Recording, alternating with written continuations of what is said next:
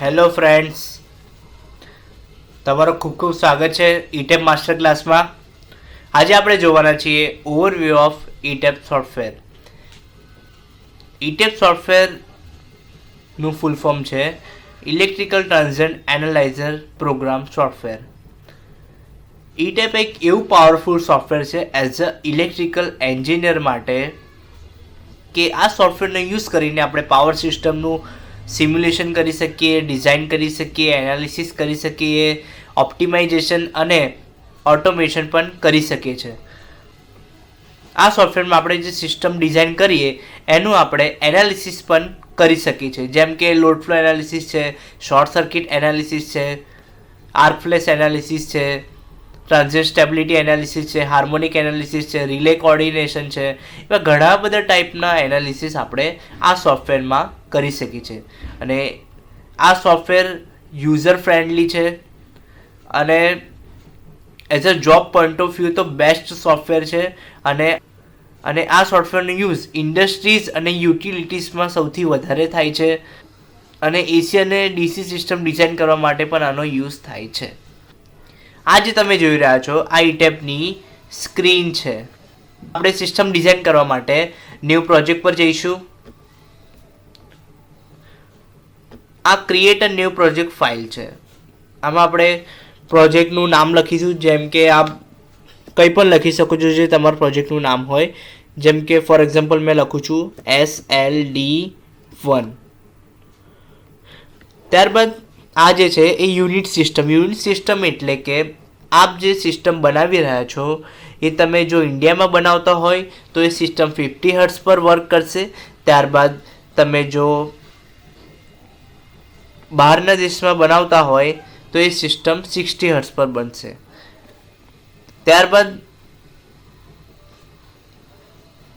તો આપણે system 50 hertz પર બનાવી રહ્યા છે. ત્યારબાદ આ પાસવર્ડ રિક્વાયર જો તમારે જરૂર હોય તો આપ રાખી શકો છો. મારે હમણાં જરૂર નથી તો હું હમણાં પાસવર્ડ નથી રાખી રહ્યો. ત્યારબાદ આગળ આપણે જઈશું યુઝર ઇન્ફોર્મેશન, કે આ સોફ્ટવેર જે યુઝ કરી રહ્યું છે એની ઇન્ફોર્મેશન, એનું નામ, જેમ ફોર એક્ઝામ્પલ મેં લખું ધર્મેશ.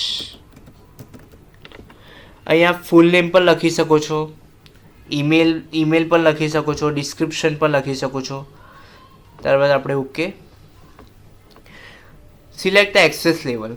આપણે જે પ્રોજેક્ટ ફાઇલ નેમ લખ્યું હતું SLD1. ત્યારબાદ યુઝર નેમ એ ધર્મેશ આવી ગયું છે.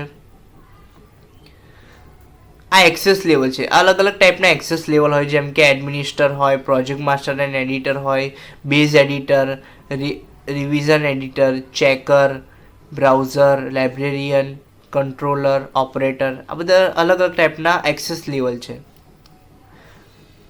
જો તમારે આ પ્રોજેક્ટને દરેક વ્યક્તિ એડિટ કરે એવું એક્સેસ લેવલ રાખવું હોય તો આપ પ્રોજેક્ટ માસ્ટર એન્ડ એડિટર રાખી શકો છો. અથવા અલગ અલગ વ્યક્તિ એક જ સિસ્ટમ પર બટ અલગ અલગ પાર્ટમાં વર્ક કરે એના માટે જો તમારે સિસ્ટમ રાખવું હોય, એક્સેસ લેવલ રાખવું હોય તો આપ અલગ અલગ ટાઈપના એક્સેસ લેવલ છે એ આપ રાખી શકો છો. બટ હમણાં આપણે project master and editor access level પસંદ કર્યું છે. ત્યારબાદ આપણે આગળ જઈશું. આ જે તમે જોઈ રહ્યા છો આ વન લાઇન વ્યૂ ઓપન થઈ ગયો છે. અહીં આપણે સિસ્ટમ ડિઝાઇન કરી શકીએ છીએ. આ ઉપર જે છે એ બધા મેન્યુ ટૂલ બાર છે, જેમ કે file, edit, view, project, defaults, rev control library એ બધા. ત્યારબાદ આજે તમે જોઈ રહ્યા છો એ પ્રોજેક્ટ ટૂલ બાર છે, જેમ કે નવો પ્રોજેક્ટ લેવો હોય, પ્રોજેક્ટ ઓપન કરવો હોય, સેવ કરવો હોય, પ્રિન્ટ કાઢવી હોય, એ બધા અલગ અલગ ટાઈપના પ્રોજેક્ટ ટૂલ બાર છે. Zoom to fit page, text box, grid line, બધા અલગ અલગ ટાઈપના પાવર કેલ્ક્યુલેટર ટૂલ બાર છે બધા. આ ધેમ ટૂલ બાર છે. કલર ચેન્જ કરવો હોય તો આપ કરી શકો છો સિસ્ટમના કોઈ પણ કમ્પોનન્ટનું. તે પછી આ 3D ડેટાબેઝ ટૂલ બાર છે. ત્યારબાદ આજે તમે જોઈ રહ્યા છો એ એનાલિસિસના મોડ છે, એટલે કે આને મોડ ટૂલબાર તરીકે આપણે ઓળખી શકીએ છીએ. આ એડિટ મોડ છે, આ લોડ ફ્લો એનાલિસિસ મોડ છે, આ શોર્ટ સર્કિટ એનાલિસિસ મોડ છે, આર્ક ફ્લેશ એનાલિસિસ મોડ છે, મોટર એક્સેલરેશન એનાલિસિસ મોડ છે, harmonic analysis, transit stability analysis, star protection and coordination analysis, star Z protection and coordination analysis, DC load flow analysis, DC short circuit analysis, DC arc flash analysis, battery discharge and sizing analysis, unbalance load flow analysis, time domain load flow analysis, unbalanced short circuit analysis, voltage stability analysis, optimal power flow analysis, reliability assessment analysis, optimal capacitor placement analysis, switching optimization analysis, FMSR એટલે કે fault management and service restoration mode, switching sequence management, contingency analysis છે, એટ્રેક્સ analysis છે, VVO એટલે કે volt reactive power optimisation and control mode છે, ત્યારબાદ load allocation analysis છે. આ બધા અલગ અલગ ટાઈપના એનાલિસિસના મોડ આપણે જોયા. ત્યારબાદ આ બધા તમે જોઈ રહ્યા છો એ સિસ્ટમ ટૂલબાર્સ છે, સિસ્ટમના ટૂલબાર છે, જેમ કે system management, system manager, one line diagram, star system, star Z system, underground recovery system છે, ground grid system, cable pulling system, real time system, control system diagram, DCCSD, geospatial diagram છે, UDM graphic logic editor છે, આ system ડમ્પસ્ટર છે, આ સ્ક્રીનેરિયો wizard છે. બધા અલગ અલગ ટાઈપના સિસ્ટમ ટૂલબાર છે. આ સિસ્ટમ ટૂલબારમાંથી તમને જો કોઈ એક ટૂલબાર રિમૂવ કરવો હોય અથવા એડ કરવો હોય એ આપ અહીંથી કરી શકો છો. Add and remove button system. એથી ફોર એક્ઝામ્પલ જો મેં કેબલ પુલિંગ સિસ્ટમ રિમૂવ કરી દીધી, તમે જોઈ શકો છો અહીંથી સિસ્ટમ ટૂલબારમાંથી કેબલ પુલિંગ સિસ્ટમ રિમૂવ થઈ ગઈ છે. ત્યારબાદ આપણે એડ કરવું હોય તો એ આપ કરી શકો છો.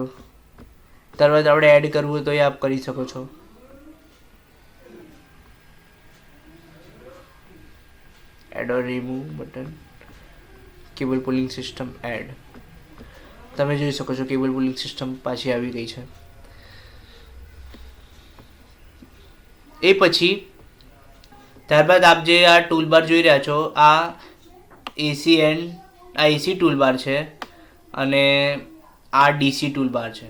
એસી ટૂલબારમાં અલગ અલગ કમ્પોનન્ટ છે, જેમ કે ટ્રાન્સફોર્મર છે, ગ્રીડ છે, પાવર ગ્રીડ છે, ઓકે, સિંક્રોનસ મોટર છે, સર્કિટ બ્રેકર છે, કેબલ છે, ટ્રાન્સમિશન લાઇન, બધા અલગ અલગ એસી કમ્પોનન્ટ છે. આ ડીસી કમ્પોનન્ટ છે. ડીસી કમ્પોનન્ટમાં કમ્પોઝિટર સીડી છે, કમ્પોઝિટ નેટવર્ક છે, ડીસી કમ્પોઝિટ મોટર છે, single throw switch, double throw switch, charger છે, ઇન્વર્ટર છે. આ બધા ડીસી કમ્પોનન્ટ છે. આ CT PT પ્રોટેક્શનના બધા કમ્પોનન્ટ છે, મીટર્સ છે. ત્યારબાદ આ મેન્યુમાં પ્રોજેક્ટ મેન્યુ જે છે, પ્રોજેક્ટ મેન્યુમાં જઈને તમે ઇન્ફોર્મેશનમાં જશો તો પ્રોજેક્ટની ઇન્ફોર્મેશન અહીં ફૂલફિલ કરવાની હોય છે, જેમ કે પ્રોજેક્ટ ટાઇટલ છે, લોકેશન છે, contract, engineer, company, remark and comments. આ બધી પ્રોજેક્ટની ઇન્ફોર્મેશન તમે ફૂલફિલ કરવી પડે, કમ્પલસરી છે. જો તમે આ ઇન્ફોર્મેશન ફૂલફિલ ના કરો તો આપણો જે રિપોર્ટ જનરેટ થશે એમાં આ બધું બ્લેન્ક દેખાશે. જો તમે પ્રોજેક્ટ ઇન્ફોર્મેશન ફૂલફિલ ના કરો તો આપણે આ કમ્પલસરી ફૂલફિલ કરવી પડે, ઓકે. ત્યારબાદ પ્રોજેક્ટ મેન્યુમાં જ બીજો ઓપ્શન છે, એ છે સ્ટાન્ડર્ડ પ્રોજેક્ટ સ્ટાન્ડર્ડ. હમણાં ઇન્ડિયામાં જે સ્ટાન્ડર્ડ ચાલે છે એ IEC સ્ટાન્ડર્ડ ચાલે છે, and frequency 50 hertz and unit system matrix છે. આપણે સ્ટાન્ડર્ડ ચેન્જ કરીએ, ANSI કરીએ, એન્ડ ફ્રીક્વન્સી પણ ચેન્જ કરીએ, 60 હર્ટ્ઝ કરી દઈએ, યુનિટ સિસ્ટમ ઇંગ્લિશ કરી દઈએ.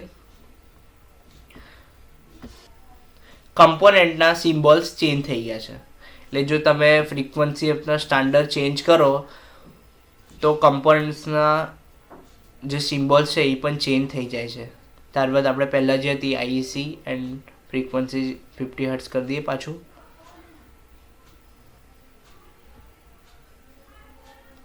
એટલે આપ જોશો કે આપણે જે પહેલા સિમ્બોલ હતા એ પાછા આવી ગયા છે. એ પછી લાઇબ્રેરી મેન્યુ છે. લાઇબ્રેરી મેન્યુમાં અલગ અલગ કમ્પોનન્ટ છે ની લાઇબ્રેરી છે. જેમ આપણે રિલેની લાઇબ્રેરી જોઈએ, રિલે લાઇબ્રેરી. મેન્યુફેક્ચર એટલે કે કઈ કઈ કંપનીમાં રિલે મેન્યુફેક્ચર થાય છે એના બધા નામ છે. એમ કે એબીબી છે, ઈઈજી છે, એઈઆઈ છે, એલએન બ્રેડલી છે, એલ્સ્ટોમ છે. આ બધા અલગ અલગ મેન્યુફેક્ચર્સ કંપની છે. તમારે જે કંપનીના રિલે યુઝ કરો એ આપ કરી શકો છો. રેટિંગ પ્રમાણે હોય. જો તમને આમાં કોઈ એડ કરવું હોય તો પણ આપ કરી શકો છો. એમાં મેન્યુફેક્ચર રેફરન્સ આવશે, વેબ લિંક આવશે. ત્યારબાદ આ ફિલ્ટર છે. ફિલ્ટર એટલે કે બે ટાઈપના ફિલ્ટર હોય, protection type and function type.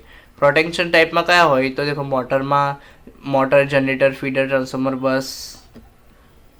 Okay. ત્યારબાદ ફંક્શનમાં કયા હોય તો differential, distance, over current, overload, inline. આ બધા ફંક્શનલ ફિલ્ટર છે. મોડલ, તમારે જે મોડલ જોઈએ તમે અહીંથી સિલેક્ટ કરી શકો છો. અલગ અલગ મોડલ છે બધા. ફંક્શન છે, જેમને આપણે જોયા કેટલા ટાઈપના ફંક્શન્સ છે. આમાં તમને એડ કરવું હોય તો પણ આપ અહીંથી કરી શકો છો એડ. ઓકે.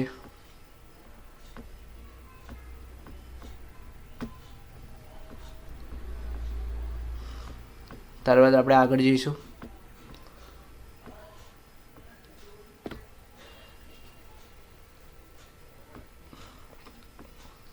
આ જે છે એ વન લાઇન વ્યૂ છે. એટલે કે અહીં આપણે સિસ્ટમ ડિઝાઇન કરી છે.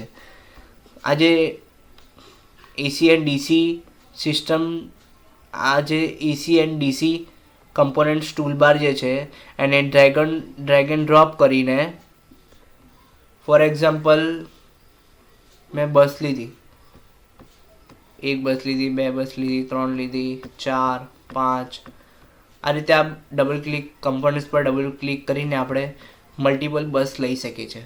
હવે આ બસને જો આપણે ડિલીટ કરવી હોય તો પણ આપ ઇઝીલી કરી શકો છો ડિલીટ. તમે કમ્પોનન્ટ્સ અહીંથી તો ડિલીટ કરી દીધા, બટ એક પ્રોબ્લેમ થશે.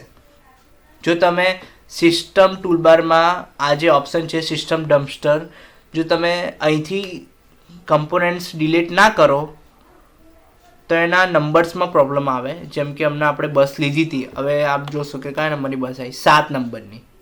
કેમ એવું થયું? અહીંથી તો આપણે બસ તો ડિલીટ કરી નાખી, તો બટ અહીંથી પણ આપણે ડિલીટ કરવું પડે. તો હવે આપણે સિસ્ટમ ડમ્પસ્ટરમાંથી પણ આપણે ડિલીટ કરીશું. હવે તમે જોઈ શકો છો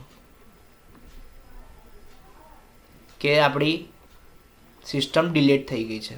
જે આપણે બસ લીધા હતા એ ડિલીટ થઈ ગઈ. તો હવે આ બસ લેશો તો નંબર 1 જ આવશે, બસ નંબર 1. ઓકે.